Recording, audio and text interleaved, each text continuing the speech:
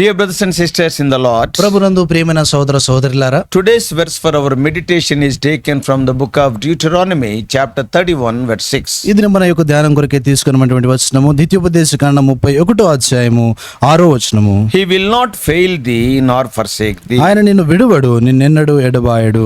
These are the words of Moses to the people of Israel before they entered the promised land. ఇశ్రాయేలు ప్రజలు కనాను దేశంలో ప్రవేశించడానికి ముందుగా మోషే ఇశ్రాయేలు ప్రజలతో తాను పలికినటువంటి మాటలు. Since Moses was not permitted to enter the promised land, మోషే వాగ్దాన దేశంలోనికి ప్రవేశించడానికి అనుమతించబడినప్పుడు, but he encouraged them by telling about God's faithfulness. దేవుని యొక్క విశ్వాసతను గూర్చి వారితో చెప్పుట ద్వారా వారిని ఆయన ప్రోత్సాహపరుస్తా వచ్చాడు. The God of Israel exhorted his people to be strong and courageous. ఇశ్రాయేలు దేవుడు తన యొక్క ప్రజలైనటువంటి వారు నిబ్బరం కలిగి ధైర్యంగా ఉండాలని ఆయన చెప్తా He వచ్చాడు. reassured them that he would be with them always. ఎల్లప్పుడు కూడా తాను వారితో కూడా ఉంటారనేటువంటి ఆ విషయాన్ని గురించి వారితో చెప్తా I వచ్చాడు. will lead you. నేను మిమ్మల్ని నడిపిస్తాను, I will comfort you. నేను మిమ్మల్ని I ఆదరిస్తాను, will support and help you. నేను మీకు ఆధారంగా ఉంటాను, మీకు సహాయపడతాను. When we see the world, they make two errors. మనము లోకాన్ని చూసినప్పుడు కొన్ని పొరపాట్లు చేస్తా ఉంటారు. The first is, మొదటిది, it tells people to be weak and afraid. అది ప్రజలను చూస్తే మీరు బలహీనలు, ఎంతో భయపడిపోవాలన్నటువంటి విషయాన్ని గురించి చెప్తా What ఉంటుంది. the world will say? లోకం ఏమంటుంది? When problem comes, it encourages us to run away to a safer zone. ఒక సమస్య వచ్చినప్పుడు ఎంతో సురక్షితమైనటువంటి స్థలానికి పారిపో అని చెప్తా That ఉంటుంది. is what the world says. అది లోకం చెప్తా ఉంది. The second error is quite opposite. రెండవ పొరపాటు ఏంటంటే అది ఇంకా దానికి వ్యత్యాసమైనటువంటి, That also world says. అది కూడా లోకమే చెప్పేది. What the world say? లోకం ఏమంటుంది? Oh, you must be very strong and courageous when you face problem. నువ్వు సమస్యను ఎదుర్కొంటా ఉన్నప్పుడు ఎంతో బలం కలిగి ధైర్యంగానే ఉండాలి. And but in your own strength, because of something in yourself, you can be strong. నీ జీవితంలో కలిగినటువంటి నీ యొక్క సామర్థ్యాన్ని బట్టి నువ్వు ఎంతో ధైర్యంగా ఉండాలని చెప్తుంది. Sad to say, both the suggestions are errors. విచారకరమైనటువంటి సంగతి ఏంటంటే ఈ రెండు ఆలోచనలు కూడా అవి రెండు పొరపాట్లే. For a believer, it is quite different. ఒక విశ్వాసికి చూస్తే ఇవి రెండు వ్యత్యాసంగా ఉన్నాయి. The truth is that there is no one we need to fear because we fear God. సత్యం ఏంటంటే మనం ఎవరికి కూడా భయపడాల్సిన అవసరం లేదు, ఎందుకంటే మనము దేవునికి భయపడేటువంటి వారము. Jesus told his disciples in Matthew 10:28, యేసుక్రీస్తు ప్రభువారు మత్తయి సువార్త 10వ అధ్యాయం 28వ వచనంలో తన శిష్యులతో ఆయన చెప్తా వచ్చాడు. do not be afraid of those who kill the body and after that can do no more, but I will show you whom you should fear. Fear him who, after your body has been killed, has the authority to throw you into hell. మరియు ఆత్మను చంపనేరక దేహమునే చంపు వారికి భయపడకుడు గాని ఆత్మను దేహమును కూడా నరకములో నశింపజేయగలవానికి మిక్కిలి భయపడుడి. Fear God. దేవునికి భయపడాలి. What is the meaning of fearing God? దేవునికి భయపడటం అంటే అర్థం ఏంటి? It is nothing but trusting him fully. దాని యొక్క అర్థం ఏంటంటే దేవుని యందు సంపూర్ణ నమ్మిక ఉంచటము. What can man do to you?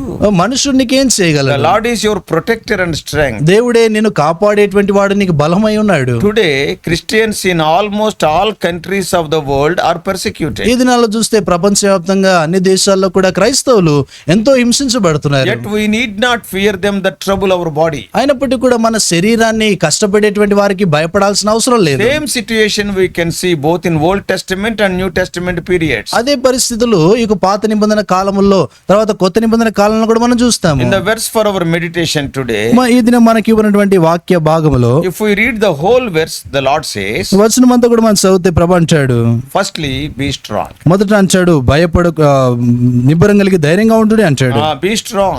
నిబ్బరం కలిగి ధైర్యంగా ఉండమంటాడు. The New Testament perspective, క్రొత్త నిబంధనల ఉద్దేశ ప్రకారం చూస్తే much emphasis has been placed in the church on being weak. You are weak many times. అనేక పర్యాయాలు చూస్తే నువ్వు బలహీనమైనటువంటి దానం అనేటువంటి విషయాన్ని గురించి అనేక సార్లు చెప్పబడతా వచ్చింది. It is told about church. సంఘాన్ని గురించి అలాగే చెప్పబడతా But వచ్చింది. God is asking us to be strong. అయితే దేవుడు మనము బలం కలిగి ధైర్యంగా ఉండాలని కోరుతా ఉన్నాడు. In Matthew 5:5, మత్తయి సువార్త 5వ అధ్యాయం 5వ వచనంలో Jesus called us to be meek in the Beatitudes. యేసుక్రీస్తు ప్రభువారు ధన్యతలు ఆయన చెప్తా వచ్చినటువంటి మాట, మీరు సాత్వికులు అని చెప్తా వచ్చాడు. Be meek, not weak. మీరు బలహీనులు కాకుండా సాత్వికులై ఉండమంటాడు. I'm reading 5:5. 5వ అధ్యాయం 5వ వచనం చదువుతున్నాను. Blessed are the meek, for they shall inherit the earth. సాత్వికులు ధన్యులు, వారు భూలోకమును స్వతంత్రించుకొందురు. Then question comes, what is meekness? ఇప్పుడు ప్రశ్న వస్తుంది, ఈ యొక్క సాత్వికం అంటే ఏంటి? Meekness is to be strong and able to do harm, but restrained and being gentle. ఇక్కడ చూస్తే ఈ యొక్క సాత్వికంగా కలిగి ఉండటం అంటే What is meekness? సాత్వికం అంటే You are strong only. నువ్వు బలవంతుడివే, You can do harm to the other person, నువ్వు ఇతరులకు హాని చేయవచ్చు, but you are restrained and you are being gentle. నువ్వు అలాగ చేయకుండా మానుకొని నువ్వు మృదువుగా దయగలిగి ఉంటున్నావు. God would have his children capable. దేవుడు తన యొక్క బిడ్డలను సమర్థులుగా ఆయన ఉంచుతాడు. But there will be times when physical strength fails. కొన్ని సందర్భాల్లో చూస్తే భౌతికమైనటువంటి శక్తి అది తప్పిపోతుంది. But moral strength and spiritual strength and courage should accompany the born again children. అయితే ఆత్మీయ తిరిగి జన్మించినటువంటి వారికి ఆత్మీయమైనటువంటి శక్తి, ఆత్మీయమైనటువంటి బలం అది మనకు ముందుకు సాగడానికి సహాయపడుతుంది. That will be there even till our deathbeds. అది మనం యొక్క మరణ పడక చేరేంత వరకు కూడా అది మనతో ఉంటుంది. The second thing mentioned in this verse is, ఈ వచనంలో రాయబడినటువంటి రెండో మాట you have seen be strong. ధైర్యం కలిగి ఉండు అని చెప్తా వచ్చాడు. బలంగా నిబ్బరం కలిగి ధైర్యంగా ఉండు అన్నాడు. నిబ్బరంగా ఉండు. And second thing is be courageous. తర్వాత రెండోదిగా చూస్తే ధైర్యంగా ఉండు అంటాడు. Much of the time in general strength is manifested in courage. సాధారణంగా చూస్తే అనేక పర్యాలు ఈ యొక్క శక్తి బలం అది ధైర్యంతో చూపించబడుతుంది. See, a person is courageous means undoubtedly he is strong. ఒక వ్యక్తి ధైర్యంగా ఉన్నాడంటే ఎటువంటి సందేహంలో ఆయన ఎంతో బలంగా ఉన్నాడని అర్థం. Generally strong people will be courageous. సాధారణంగా చూస్తే బలవంతులు వాళ్ళు ఎంతో ధైర్యంగా ఉంటారు. So God's concern was that his people should not be afraid of the enemies when they face them in the promised land. దేవుడు తాను కలిగినటువంటి పట్టింపు ఏంటంటే వాగ్దాన దేశంలో తన యొక్క ప్రజలు శత్రువులను ఎదుర్కొంటా ఉన్నప్పుడు ఎటువంటి భయం వారికి కలిగి ఉండకూడదని ఆయన Because కోరుతా God has వచ్చాడు. promised that land to them. ఎందుకంటే దేవుడే వారికి ఆ వాగ్దానాన్ని ఆయన అనుకునే వాగ్దాన దేశం వారికి ఇచ్చాడు. He promised it right from the days of Abraham. Abraham దినం మొదలుకొని దేవుడు ఆయన వారికి వాగ్దానం చేశాడు. And the third truth of this verse is, ఈ వచనం మూడో సత్యము, first thing we have seen, be strong. మొదటిగా చూస్తే నిబ్బరం కలిగి ఉండమన్నాడు. And secondly, be courageous. రెండోదిగా ధైర్యంగా ఉండు అన్నాడు. Thirdly, మూడోది the Lord your God goes with you. నీ దేవుడైన యెహోవా నీతో కూడా వచ్చువాడు అంటాడు. Apostle Paul experientially wrote it in 2 Corinthians 12:9. కొరింథీయులకు రాసిన రెండో పత్రిక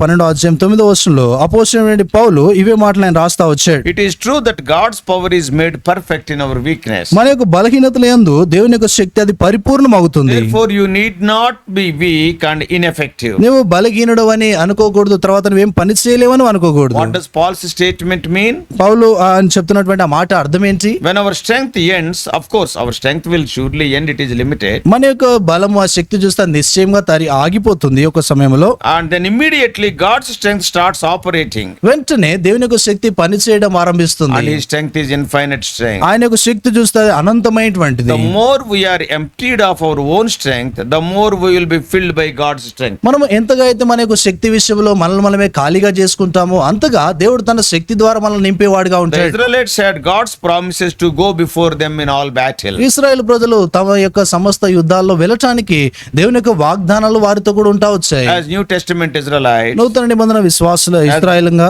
as believers in Lord Jesus Christ, Yesu ప్రభువానందు విశ్వాసులముగా we can claim all those promises. ఆ వాగ్దానాలన్నీ కూడా మనం కోరుకోవచ్చు. He will come with us. ఆయన మనతో వస్తాడు. So let us be assured of his presence. తన సన్నిధి విషయమై నిశ్చయిత మనం కలిగి ఉండాలి. And the fourth thing in this verse is, ఈ వచ్చినటువంటి నాలుగో విషయము, he will never leave you nor forsake you. ఆయన నిన్ను ఎన్నడు విడువడు, నిన్నెన్నడు ఎడబాయడు. God is faithful. దేవుడు ఆయన నమ్మదగిన దేవుడు. You are seeking him and his righteousness, నువ్వు ఆయనను తర్వాత ఆయన నీతిని నువ్వు వెతుకుతా ఉంటాయి. all things will be added to you. నీకు అన్ని కూడా అనుగ్రహించబడతాయి. Abide in him always. ఆయన యందు ఎల్లప్పుడూ నిలిచి ఉండు. When the branch abides in the vine, ఈ యొక్క కొమ్మ ఆ యొక్క ద్రాక్ష వల్ల తీగలో అది ఉంటే and it can draw all the needed sap and strength for it. దాని కొరకే కావాల్సినటువంటి యొక్క సారాన్నంతటిని కూడా ఆ యొక్క కాండంలోని అది లాక్కుంటుంది. Always కాండం నుంచి. కాండం నుంచి Always లాక్కుంటుంది. do his will. ఎల్లప్పుడు ఆయన చిత్తములు చేయండి. Then no matter what, he will never forsake you. ఎటువంటి విషయం ఉన్నా కూడా ఆయన ఎన్నడూ కూడా నిన్ను విడిచిపెట్టడు. Father forsook Jesus on the cross for a moment,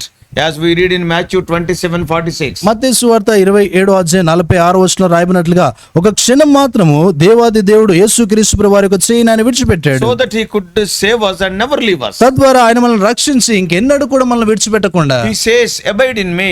ఆయన అంటాడు, నా యందు నిలిచి ఉండుడి, I will abide in you. నేను మీ యందు నిలిచి ఉంటాను. What we read in John 15:4. యోహాను సువార్త 15వ అధ్యాయం 4వ వచనం అదే మాట చదువుతాము. Today the indwelling Holy Spirit is in our lives. ఈ దినాల్లో చూస్తే మన యందు నివసించేటువంటి పరిశుద్ధాత్ముడు ఉన్నాడు. He will teach us. ఆయన మనల్ని He నేర్పిస్తాడు. will guide us in all things. అన్ని విషయాలు మనల్ని నడిపిస్తాడు. As we continue in this life journey, ఈ యొక్క జీవిత యాత్ర మనం కొనసాగుతున్నప్పుడు greater challenges will be there. గొప్ప సవాలు మన జీవితంలో ఉంటాయి. Perpetual continuous difficulties will be there. ఎడతెగని క్లిష్ట పరిస్థితులు కూడా ఉంటాయి. His grace and His presence are sufficient for us. ఆయన యొక్క కృప, ఆయన సన్నిధి మనకు చాలినట్టుగా ఉంటుంది. Believe this and follow the Lord. ఈ యొక్క విషయాన్ని నమ్మి దేవుని వెంబడించు. His omnipotence, His omnipresence, His omniscience will encourage. ఆయన యొక్క సర్వశక్తి, ఆయన సర్వ సన్నిధి, ఆయన యొక్క సర్వం కూడా మనతో కూడా ఉంటుంది. And it will support us in all the experiences of our life. మన యొక్క జీవితంలో అన్ని అనుభవాల్లో కూడా ఆయన మనకు చాలిన వాడిగా ఉంటాడు. Cast all your burdens and anxieties upon నీ Him. యొక్క భారాలన్నింటినీ, నీ యొక్క ఆందోళన, నీ యొక్క ఆతురతలన్నింటినీ కూడా ఆయనపై వేయి. He cares for you. ఆయన నీ విషయమే జాగ్రత్త He వహిస్తాడు. will never leave you. ఆయన నిన్నడు విడువడు. Be strong. బలము కలిగి ఉండు, Be courageous. ధైర్యం కలిగి ఉండు. The Lord will go before you. దేవుడు నీకు ముందుగా He వెళ్తాడు. will not leave you. ఆయన నిన్నడు What విడువడు. a wonderful promise this morning. ఈ ఉదయకాలం ఎంత అద్భుతమైన వాగ్దానము. May God guide you throughout this day holding this promise. దేవుడి యొక్క వాగ్దానం చేపట్టి దినమంతా నిన్ను నడిపించును గాక. Let us pray. ప్రార్థన చేసుకుంటాం. Loving Heavenly Father, ప్రేమగల పలుకుని మా our తండ్రి, gracious మా God, కృపగలిగిన దేవా, what a promise, O Lord, from the mouth of Moses. మోషే యొక్క నోటి నుండి ఎంతటి గొప్ప ఆ యొక్క వాగ్దానము. O Lord, he was not allowed to enter into the promised land Canaan. కనాను దేశం, వాగ్దాన దేశంలోనికి ఆయన ప్రవేశించడానికి అనుమతించబడలేదు.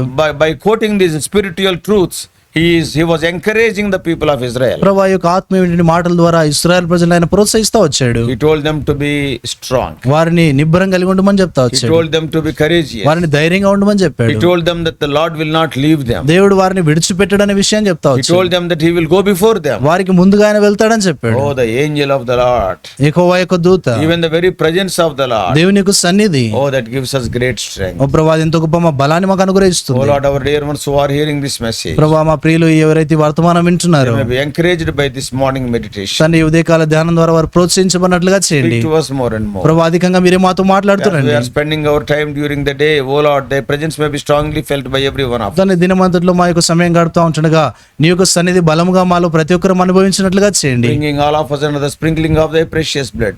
We do pray in the all-present, omnipresent name of our Lord and Savior Jesus Christ. మమ్మల్ని అందరికీ కూడా నీకు అమూల్య రక్త ప్రోక్షణ తెచ్చుకుంటూ యేసుక్రీస్తు వారి సర్వ సన్నిధి కలిగి ఉన్నటువంటి యొక్క నామంలో ప్రార్థించి వేడుకుంటా ఉన్నాం తండ్రి.